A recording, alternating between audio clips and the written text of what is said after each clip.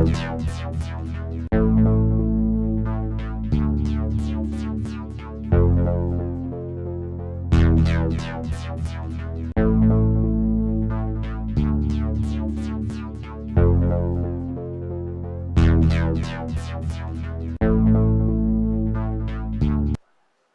Arc Matter here. Hopefully everybody's having a nice Easter holiday. I wasn't going to do another video, but I always say that too. But I was doing quite a bit of stuff throughout the day and working on the Arc Matter Facebook page and also updating a few posts on the site Impactor tool.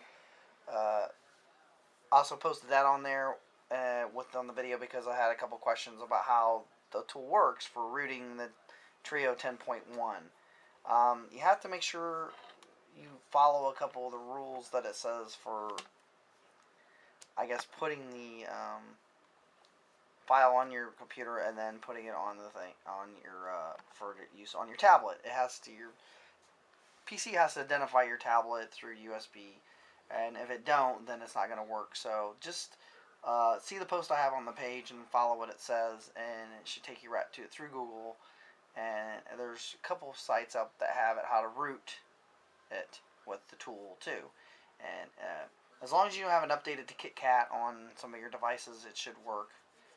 There was like 3 or 4 devices that doesn't work on. Sony Xerpa, I think, was one of the ones that didn't work on. The HTC something, one of the phones that didn't work on. But I rooted the Trio 10.1 with it a while back, and some people are having difficulty in it, and it might be because you need to get into the DV tools developer tools on your 10.1 Trio and make sure US debugging is clicked onto make sure that how that works. Well, anyhow, on to what's going on for the night. First, I want to say that I'm really cool. I found this in the stores. Super elastic bubble plastic. I remember buying this as a kid. It was cool. You put it on your hand and you make a little ball and you blow it up. This stuff is neat. At that time, I'd actually make a couple bubbles for you, but I don't think I'll go into that. But I will be playing around with it with my youngest one most probably tomorrow because I was like, wow, they have it in a store. I haven't seen it.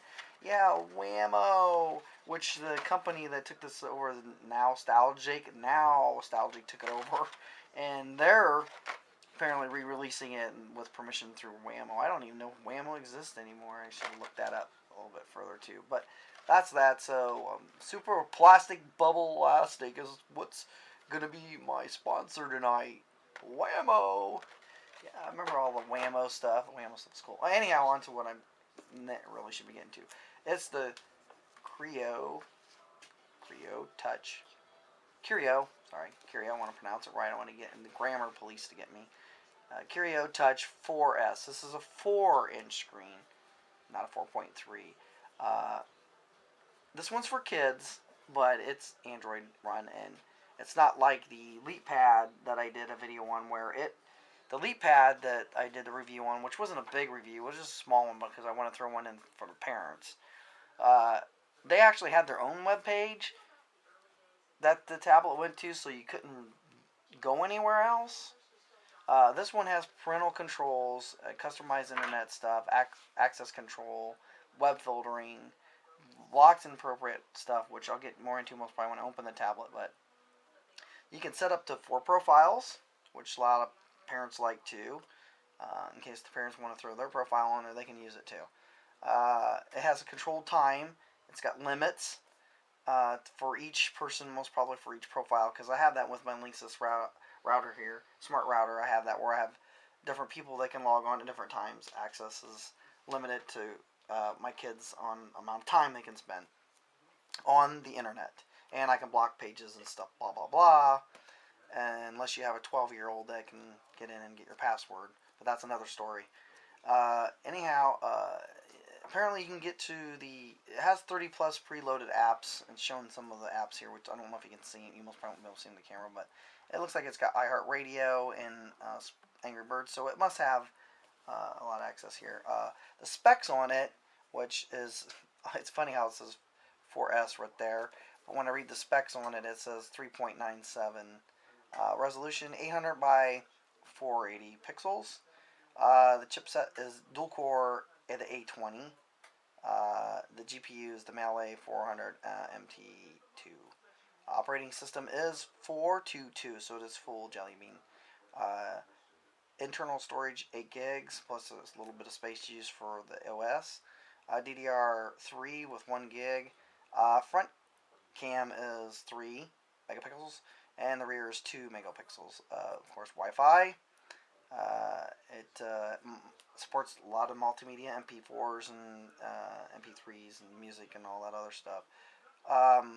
Records in the format of MP4 and languages per system. You can use it with any operating system on Windows down to 2000. And the battery is a 2000 mAh 3 TV. Up to 32 gigs on an SD card. Most of them are that way. So we'll cut this open and take a look at it. Kind of excited. This is one I've been looking forward to get. It's kind of hard to get in this area unless you order it off of Walmart.com or something like that. So get it off here. And hopefully it's got a little bit of a charge, otherwise it's going to be a little bit of a shorter video here. Let's see, slides open there. Ooh, fancy little box, fancy box. Oh, there's some tape here too. Yeah, nowadays they tape every single little crevice in the corner of a box. And this is the black one, this is not the white one, but it looks like it's got a protective shield on it already. So, ooh. About like opening a new phone, isn't it? It's about like getting an iPhone with the plastic and everything on it. Oh. It does have a rubbery matted back. It is rubbery. It's not slippery at all. So it's not some cheap plastic. It's some free things to look for. I don't know what page to go to for some free cartoons. Let's see, here's my instruction book, setup guide, interface stuff. Hopefully we won't need that. This tablet's a little different since it's supposed to be for kids, so it might take me a little bit longer. But we'll see what we got in power. Got this right here, and the dongle.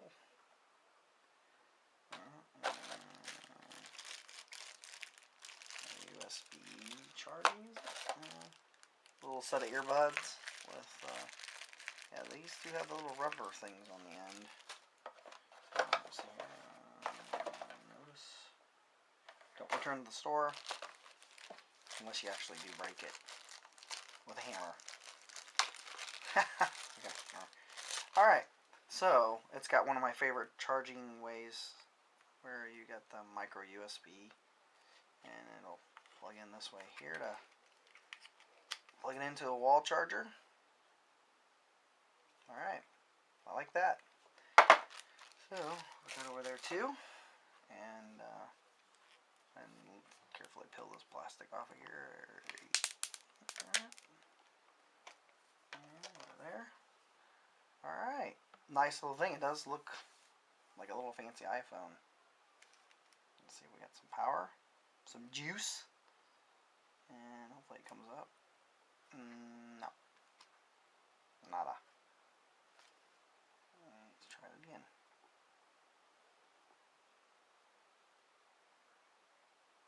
Nope, apparently I'm going to have to go put a charge in it before I can continue. I might have to take a little break here in the video and go get a little bit of charge in it.